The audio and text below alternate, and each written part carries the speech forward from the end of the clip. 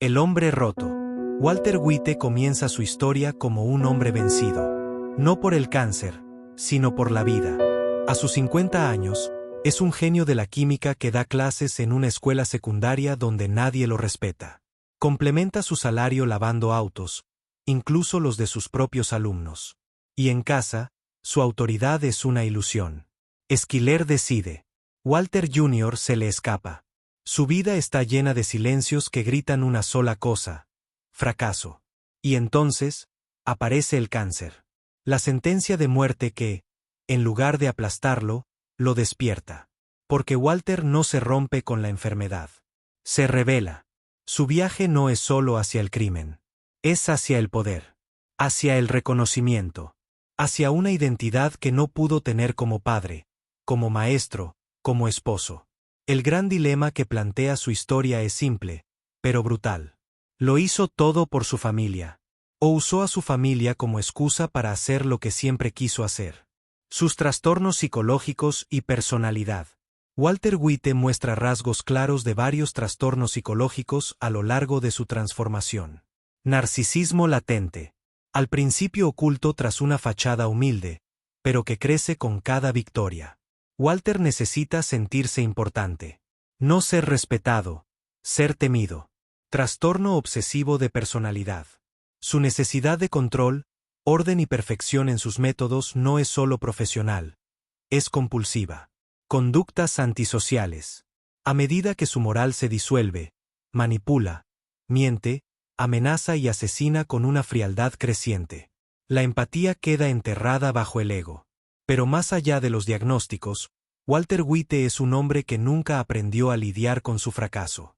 Y cuando se le ofrece una segunda vida, la toma, sin mirar a quien arrastra con él. Walter White no se transforma en Heisenberg de un día para otro. No hay un interruptor que se acciona. Es un proceso lento, venenoso y profundamente humano. Todo comienza con una mentira piadosa. Una cocina temporal para dejarle algo de dinero a su familia. Pero esa mentira crece. Y se vuelve costumbre. Y esa costumbre se convierte en justificación. Hasta que ya no hay diferencia entre necesidad y deseo. Heisenberg no es una personalidad que aparece con el sombrero negro. Es la verdadera esencia de Walter, saliendo a la superficie. Libre por primera vez de las excusas, del miedo, del fracaso. Walter había pasado décadas en silencio. Negándose a sí mismo. Viviendo a la sombra de lo que pudo haber sido. Viendo cómo sus antiguos colegas triunfaban con una empresa que él ayudó a fundar. Y tragándose ese resentimiento. Ese orgullo herido. Esa rabia. Cuando dice "I am the danger". No es una declaración de poder. Es una confesión. Está admitiendo que ya no es un hombre con límites.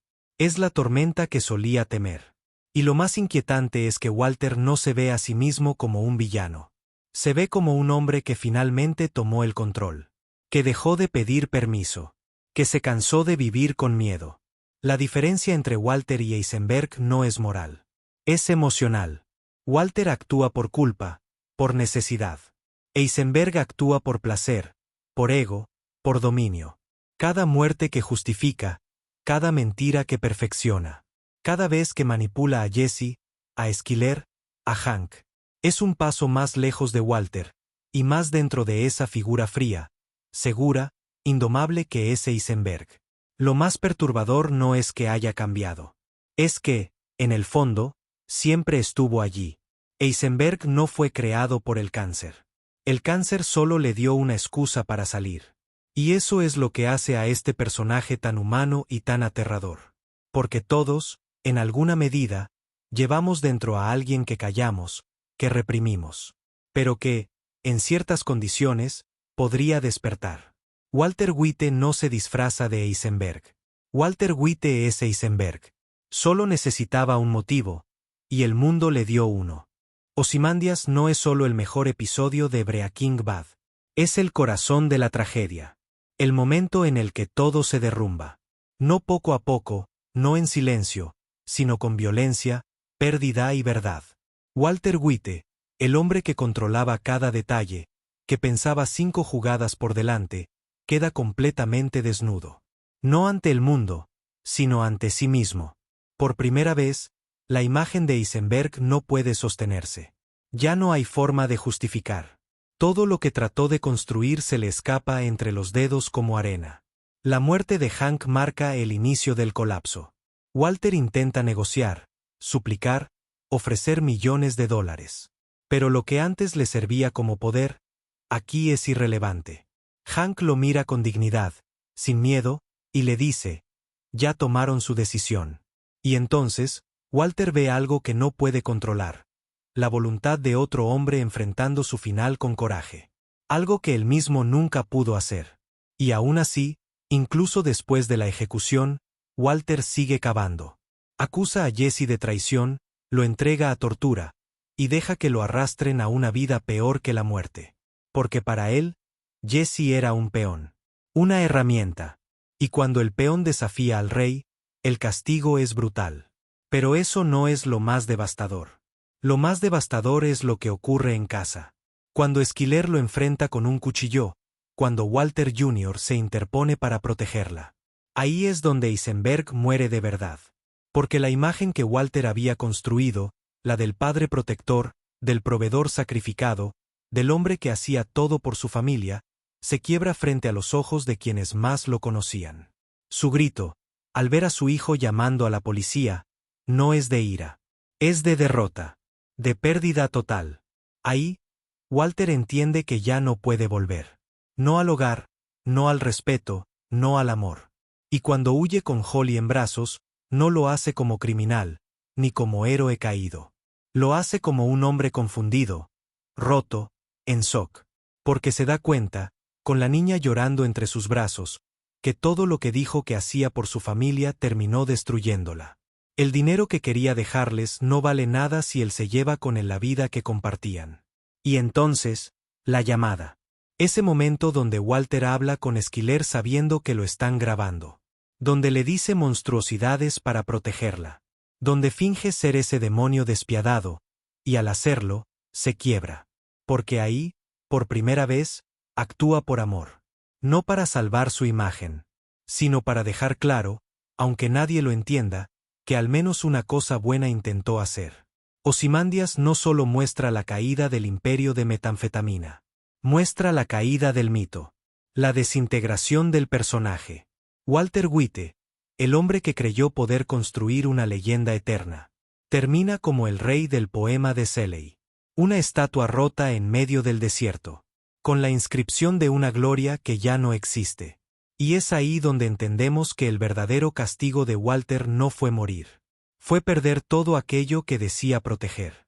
Y darse cuenta de que, al final, no quedó nadie para quien seguir mintiendo. Al final, su muerte irónicamente fue feliz. Walter regresa a Albuquerque con el invierno en los huesos. No le queda dinero, ni familia, ni futuro, pero todavía le queda un propósito: cerrar la historia que él abrió. Visita a Schiller y, por primera vez, habla sin máscaras. Lo hice por mí, confiesa.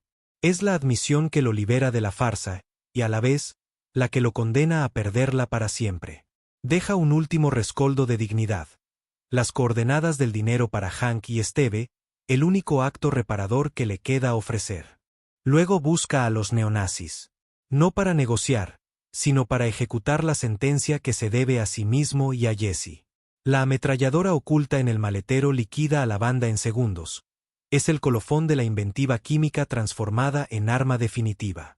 Al ver a Jesse encadenado, Walter toma una decisión de redención mínima. Se arroja sobre él para protegerlo de las balas. No pide perdón con palabras, pero su gesto lo dice todo. Jesse, libre de verdugos y de su antiguo maestro, se niega a rematarlo. Los dos entienden que la deuda está saldada. Herido de muerte, Walter se arrastra hasta el laboratorio de cristal pulido.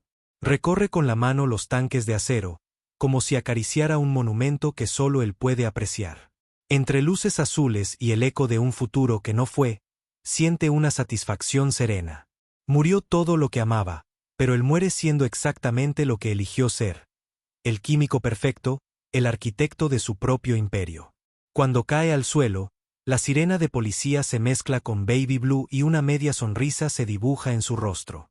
Walter White paga cada pecado, y, paradójicamente, exhala su último aliento con el orgullo satisfecho de haber vivido, una vez, con absoluta plenitud. Walter White no fue un antihéroe. Fue una advertencia. Un hombre común que cruzó una línea. Y no solo no se detuvo, sino que disfrutó cada paso hacia el abismo. No es un ejemplo, pero tampoco es solo un villano.